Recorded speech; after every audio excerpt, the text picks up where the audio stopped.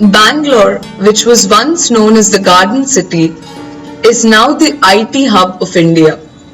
But above all, this is the place that has been chosen by Baba for his universal spiritual center.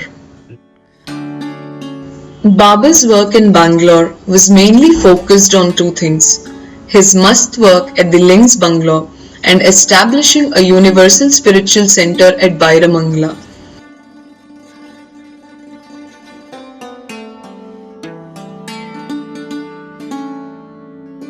On the 8th of December, Baba decided to go uh, all over India in the blue bus.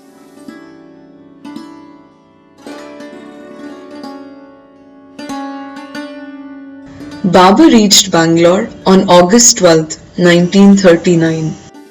We were in school at that time. When Baba reached Bangalore, from Bangalore, he sent a telegram to us to leave all and join him at Bangalore. So at that time, Baba was staying in a big palatial building called the Links. It overlooked the golf course. It was a very nice palatial building which belonged to the brother of the Diwan of Mysore. Mysore was then an independent state, and we all joined him in Bangalore. In Bangalore, Baba was very busy with must work. So in the Links, it was a huge palatial building with a very big compound, about 5 or 6 acres or something. The big mast ashram was built on one side of the compound, away from the main building, which were sort of outhouses where the busts were housed. And Eraj was placed in charge of the mast ashram. And the big straw hut was built for Baba to sit in seclusion, and with musts that were kept there, he would work with the musts in seclusion in that straw cabin. And at that time, the World War II had started, and Baba was very busy conducting the whole war. Then Baba would go for bus trips all over the place, from Bangalore to several places, the south. So when Baba would return from these bus trips, he would be extremely exhausted. And Baba would tell his sister, Mani, to arrange for concerts. When Baba came, he could see these concerts and feel relaxed, and funny concerts. So in one of the things I was asked to take part, I was a small boy then, and I was very shy. Mani comes to me and says, "Won't you take part in a concert?" So I said, no, I can't do that. So for Baba's sake, won't you do it? It's a very simple thing. So eventually she persuaded me. So she says, all you have to do is that you have to play the part of a valet, like a butler, So Mani was supposed to be a very rich Nawab. She was dressed like a Nawab, and she was to invite a guest to his place, a big begum. And all you have to do is, when I say, boy, chai lao, bring the tea, then you come on the stage with a tray holding a teapot and 2 cups and saucers, and come on the stage, put the tray in front of me and the guest, and then bow down to me as they do to the Nawabs and all that, and then go back. That's all you have to do. Just pour tea for us to go. So somehow she convinced me. It's very easy. Then on the appointed day, I was there all dressed. She had brought some dress for me, like a boy, and with a turban and all that. Then the curtain would be opened and it would be performed. So I was standing out there and suddenly I got stage fright. So I was shaking all over. The teapot and the teacups and holding that tray. The cups were rattling, the teapot was shaking, and I was shaking all over. And when she said, "Boy, bring the tea," so I entered there, and I got so nervous that instead of placing the tea in front of the Nawab and the guest, I went the tray in front of Baba, shaking all over. And Baba began to laugh. And Mani said, "Boy, not there, bring it here." So then I realized that I made a mistake. So I lifted up the tray and shaking all over, bring it and put it there. And Baba was laughing away like anything, seeing my plight, And I was shaking all over. And I put the tray there. And when I started to pour, the cup fell off, all the tea got spilled there. It was a big mess. She said, "Boy, don't get nervous. Put it pour nicely." And somehow I tried to do that. Then we had to salute, and again I was saluting Baba instead of them. And Baba enjoyed that most because he liked people make mistakes there. So this is how she would entertain Baba. One of the very outstanding incidences that took place during our stay in Bangalore was, it was a small room with only one door. And my dear brother Merwan, Dadi and I, we were having our dinner there. And it was a vegetarian food, okra, training. I did not like it. But Baba came into the room and he said, come on now, finish it off." Once he gave the order, I had to finish it off. But surprisingly enough, after that, till today, that okra has become a very favorite vegetable of mine. What happened is, when Baba came to Bangalore, the Diwan of Mysore, his name was Sir Mirza Ismail. He came to know that Baba had come. He wanted to stay in Bangalore. He came and saw Baba, and he was very impressed with Baba. And he said that, "I would like you, Baba, I would like you to come have a big spiritual center here, and I will give you a lot of land to start the center." So Baba then said, "Fine, let us go and see it." So the next day, the Diwan took Baba to a place called Byramangala, about 20 miles away from Bangalore, on the Bangalore-Mysore highway. So he took Baba there and showed him the land. It was a big expanse of empty land and very beautiful, quiet area. Nothing for miles around, all very quiet and nice. Just the big highway was there going to Mysore. So Baba was happy, he liked the place. And Norina and I think Elizabeth and all had accompanied Baba to see the place, and they also all liked it very much. So in a few days, the necessary papers were signed, and a huge area of about 500 acres of land was given to Baba. So Baba then decided to shift from Mehrabad to Bangalore and establish his ashram there.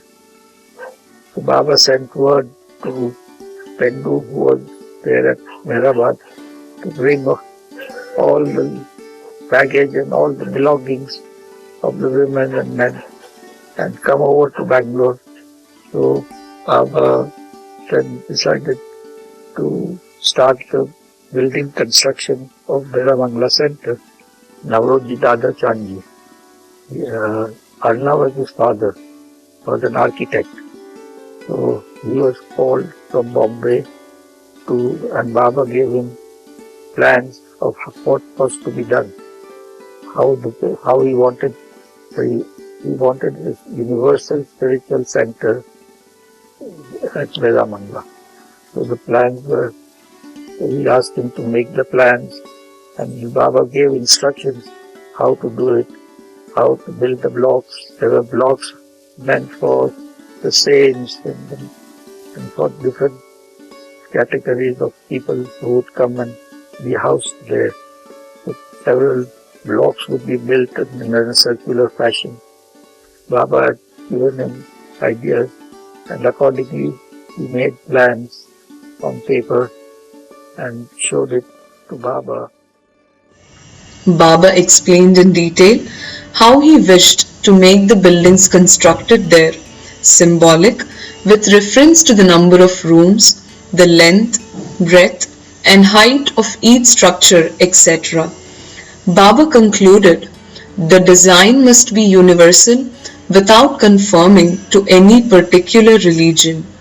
Baba several times visited the place, like Navroji with Tendu and some others were staying in Byramangala, working out the plans. Every Sunday they would come to Bangalore and show Baba what they were doing. Baba was happy with the progress. He would go often to Byramangala to supervise what they were doing and give instructions. And eventually the date was fixed that they would do the groundbreaking. So my father, Papa Jasawala, he was given the charge to manage the whole function. Before the function, Baba paid several visits, and he did a lot of rehearsal of where the ground digging would take place, who would be with him, how would they do. So Baba was actually rehearsing the whole thing before the function started, and he was taking great personal interest in all this. But at the same time, there was quite a bit of opposition also. There were quite a few people who didn't like the idea of Meher Baba opening an ashram there, and they said, who is this person who claims himself to be a big, big master, and we don't want him here. And Colonel Irani, they contacted him, and he was dead against Baba. Colonel Irani came over to Bangalore, and he was giving lectures against Baba. So there was a lot of confusion in the public, what is happening. And Baba wouldn't see anybody. So when the opening was to be done, at that time Baba decided to let the public of Bangalore come for the occasion. So leaflets were sent out announcing Baba's opening of the center, and so Baba asked his people to arrange for about 40 buses to bring people from Bangalore all the way to Byramangala, quite a distance. So I think about 4,000 or 5,000 people were invited to come and be there.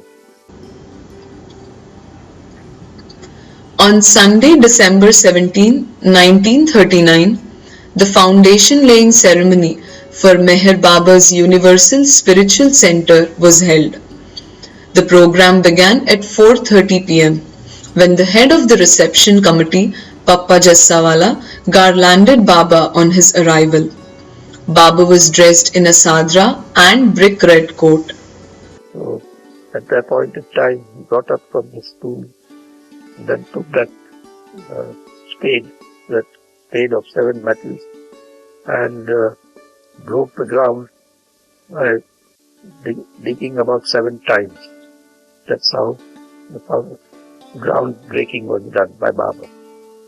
And then there was a big feast there, and they all participated, and it was a very grand function. Yes, and many speeches were made at that time. And many people spoke about Baba and about his greatness and all that. And all the people were very highly impressed. And that's how the opening of Byramangala Center started. And then work started to progress. Baba spoke after the groundbreaking event. He said that the time for such a universal awakening is looming larger in the near future. To meet this awakening time, the scheme of a universal spiritual center is founded today. Mysore will surely realize, at no distant date in the future, its singular good fortune in possessing, among many progressive features, the spiritual capital of the world as well. This scheme of a universal spiritual center symbolizes the character of my divine mission on earth. Baba first ordered two structures to be built on the property, and on Monday, December 18th, the work began.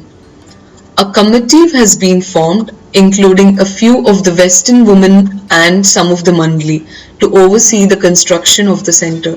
Quite often meetings would be held, and Baba was taking great interest. And then, all of a sudden, Baba decided that he wanted not to build a center there. So, one day he announced that I want to leave this and return back to Mehrabad.